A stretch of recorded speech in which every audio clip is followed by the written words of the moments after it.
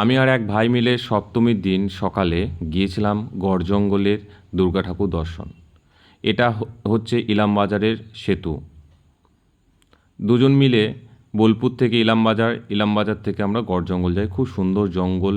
এই যে সাঁওতাল ভাইরা সেদিন চাঁদা দাবি করেছিল তাদের একটি উৎসবের জন্য, তাদের সাথে আমরা একটু নাচানাচি করি, ছবি তুলি, ভিডিও করেছিলাম। মূল মেলায় প্রবেশ করি আমরা ঠাকুর দর্শনের আগেই। খুব সুন্দর মনোরম পরিবেশ, জঙ্গলের ভিতর ছোট্ট ছোট্ট মেলা বসেছে। অফুরন্ত আনন্দ, নানান রকম জিনিস পাওয়া যাচ্ছে সেখানে। আপনারা আইসক্রিমও পাবেন, ফুচকা পাবেন, মনোহারি দ্রব্যও পাবেন।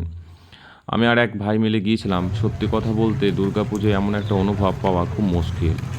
সামনে দেখতে পাচ্ছেন একটা বা এখানে শিব মন্দির আছে, আর এখানে কোনো একটা সময় চালা ছিল, সেটা এখন ধ্বংসাত্মক। এই যে মূল মা দুর্গার ছবি। তারপর আমরা সরস্বতী দেবীর এখানেও পুজো হয়ে থাকে, সেখানে প্রণাম গ্রহণ করি। এখানে কিন্তু সরস্বতী দেবীরও পুজো হয়ে থাকে। আমরা মূল ভিডিওতে দুর্গা ঠাকুরের ভিডিও নিতে পারিনি, তাই ছবি হিসেবে দিয়েছি।